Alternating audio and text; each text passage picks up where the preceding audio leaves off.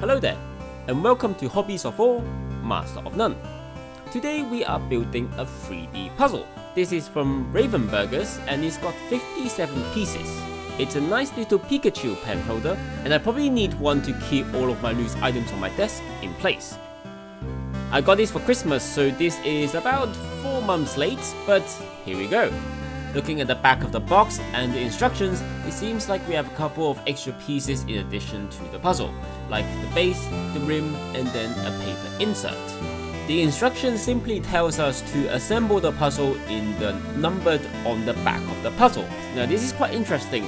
Most puzzles don't have numbers at the back for you, but I guess because this is in 3D, they give you a bit of slack. The difficulty here it says is 2 out of 5. I'm not sure how much I agree with that if all we have to do is to find the numbers and then put them in order, but we'll see. So really for this puzzle, all I did was take the pieces out of the bag, lay them on the table, flip them around the back so I can see the numbers, try and arrange the pieces in some sort of order. I'm going numerically from 1 to 57, and then put the pieces that I can find together.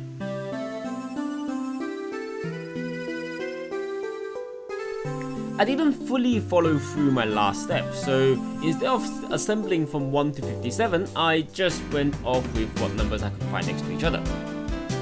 The downside to that is, instead of following the instructions from 1 and then going round the cylinder as they tell you, you now need to figure out when you're going to start stacking the pieces. Essentially, as you build the circle, you're going to have to go up at some point to go make a cylinder, instead of just building larger and larger circle. Now this is where going in numerical order would help you a lot, because the pieces just fit in, and actually there's arrows on the pieces as well telling you where the next piece is going to go. So not difficult at all in terms of puzzle wise. So here's a time lapse of making the puzzle, I guess.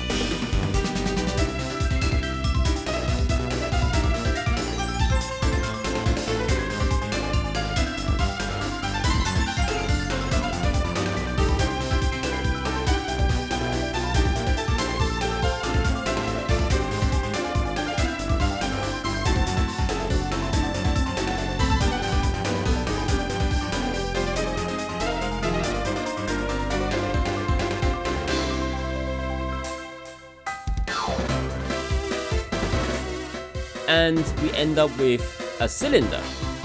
Now you then attach the bottom, slide in the paper inserts that you have to make a circle, and then add in the top.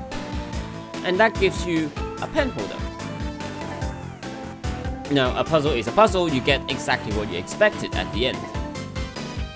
Now this pen holder is fairly sturdy as long as you grab it like a normal person and distribute the forces around. It is a bit like an egg.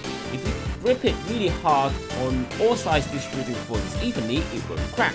But if you focus your pressure on any particular spots, then it's likely going to crack and the puzzle will cave in.